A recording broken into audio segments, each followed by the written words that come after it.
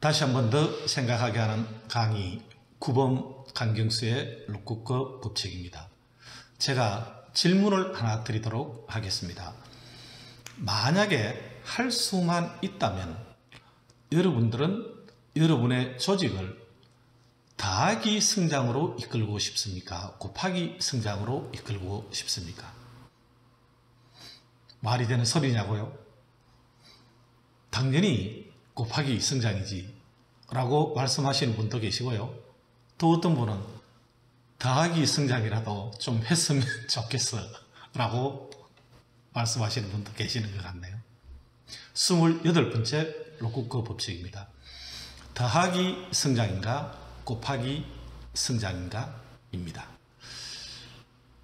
존 맥스웰은 이렇게 얘기했습니다.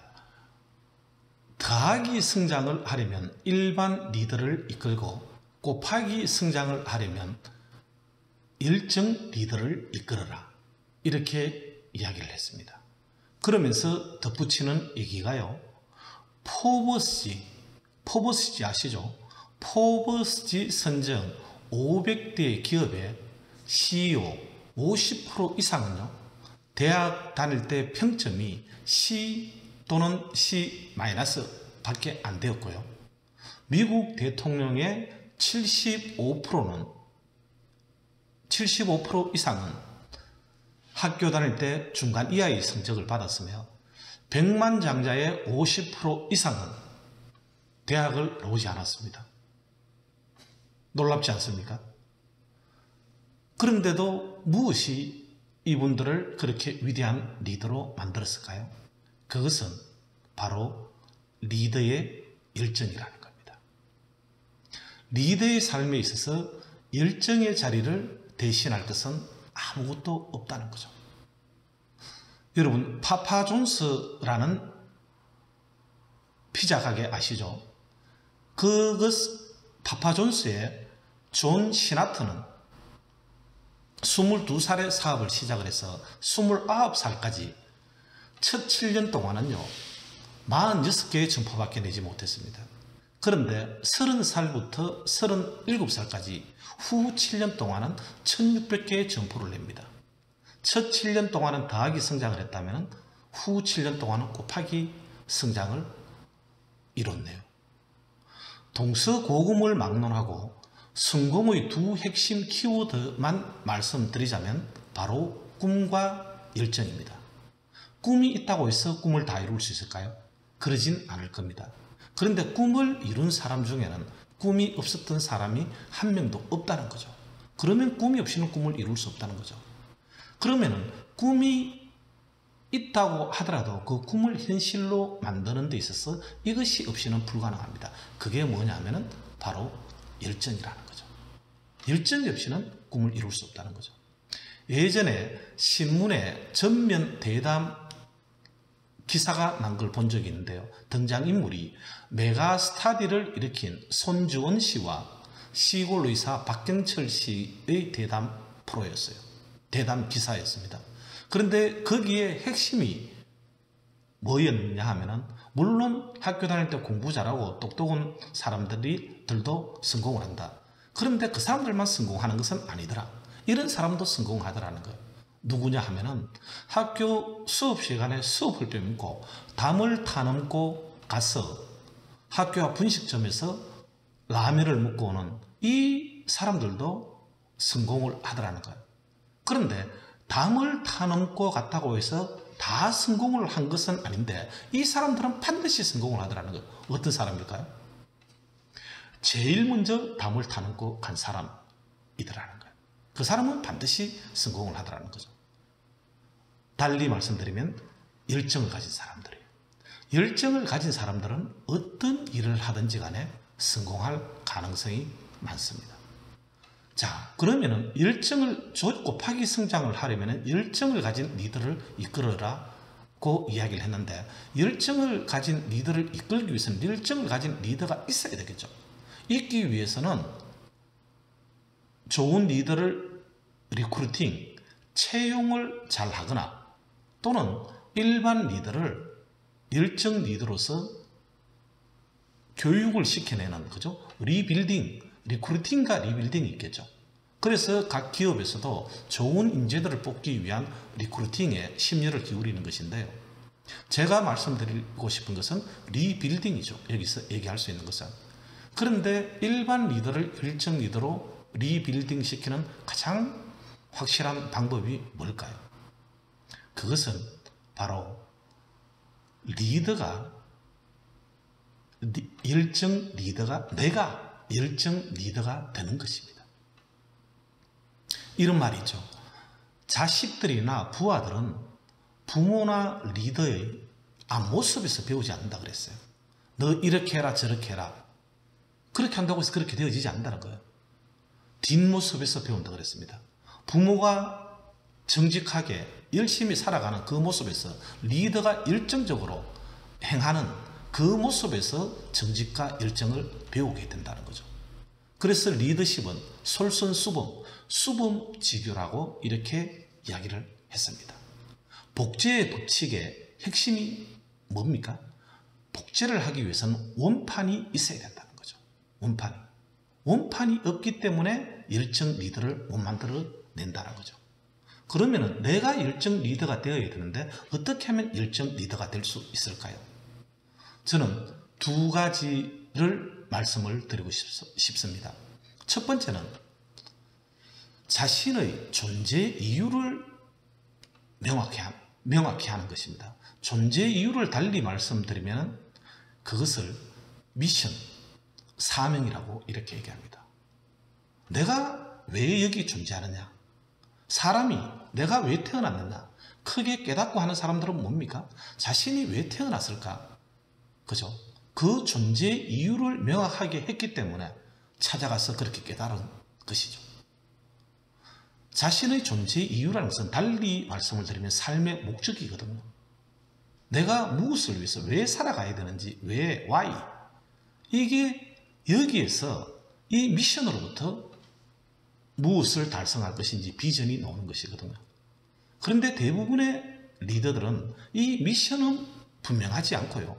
비전만 달성하려고 한다는 거죠. 예.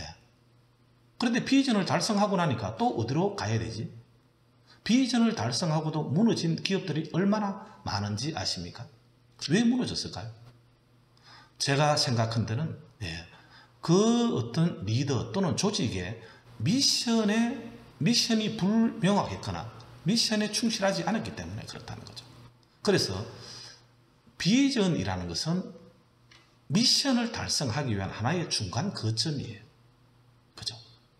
그래서 미션이 분명한 사람은 그죠? 비전 달성을 하고도 흔들리지 않습니다. 또 다른 그죠? 왜? 비전은 중간 거점이고 결국은 성취해야 될 것은 미션이거든요. 미션을 성취하기 위해서 그런 비전이 있는 것이거든요. 그래서 방향이 분명합니다.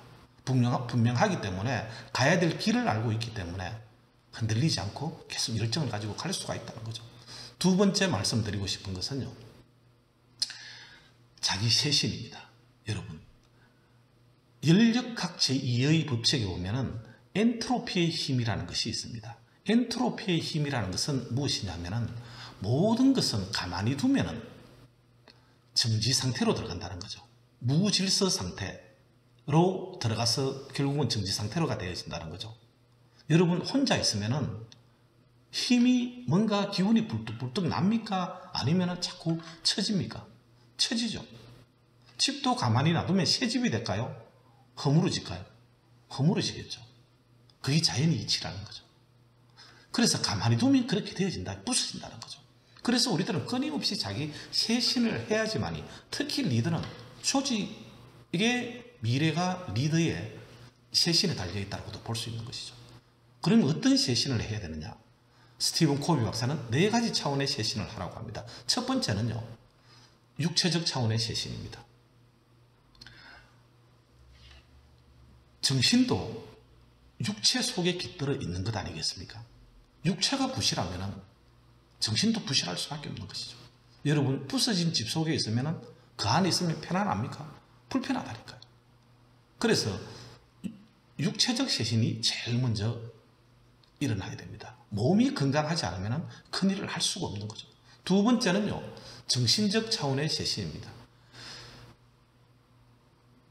엘빈 토플러는 이렇게 얘기했습니다. 지금은 변화의 속도가 너무 빠르기 때문에 옛날에 배운 지식들은 앞설리지 무용의 지식이 된다 그랬어요. 무용의 지식. 전 대학 때 항해학을 전공을 했지만은 지금 제가 그죠? 오케이. 그 해운업을 배를 타는 사람한테는 그게 필요하지만 저한테는 그게 무용의 지식이라는 거예요. 필요 없는 지식이 되어진다는 거죠. 여러분 대학 다닐 때 배웠던 이런 것들은 지금 이제 거의 다 무용의 지식이 되어갈지도 몰라요. 그러면은 옛날에 배운 것들은 무용의 지식이 되는데 새로운 지식을 받아들이지 않는 것 때문에 그러면은 그게 문명과 다를 바가 없는 거죠. 예. 그래서 21세기 문명은 글을 못 읽고 못 쓰는 사람이 아니라 그죠? 재학습 능력이 없는 사람이라고 했어요. 그래서 정신적 쇄신을 계속해야 됩니다. 가장 좋은 게 독서하는 것이죠. 그래서 책을 읽는 사람, 리더가 바로 리더라고 하지 않습니까? 그래서 정신적 쇄신을 해줘야 되고요. 세 번째는 감정적 쇄신입니다.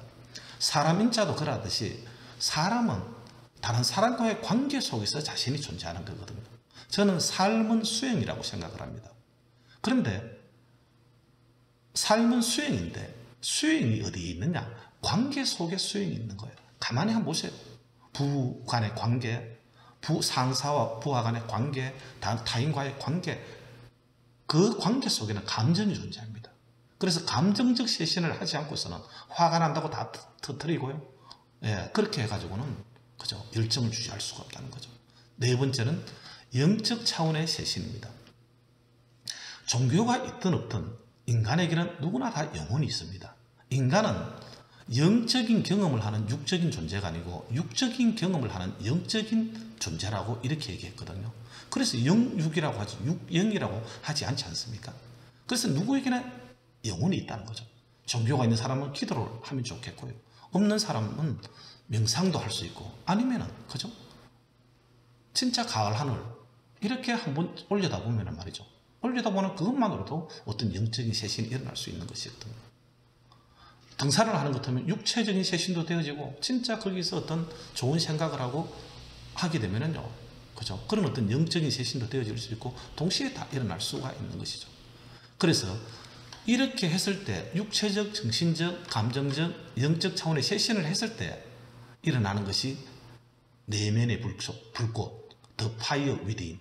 달리 말씀드려 열정이 솟아난다 그랬어요. 책만 열심히 본다고 해서 열정이 솟아나는 게 아니라는 거예요. 운동만 한다고 해서 그렇게 열정이 유지가 될 수 있는 게 아니라는 거죠. 네 가지 차원의 쇄신을 다 해줘야 한다고 이렇게 얘기합니다. 열정은 특히 리더의 열정은 불가능을 없애버린다 그랬어요. 그리고 리더의 열정은 전념이 되어집니다.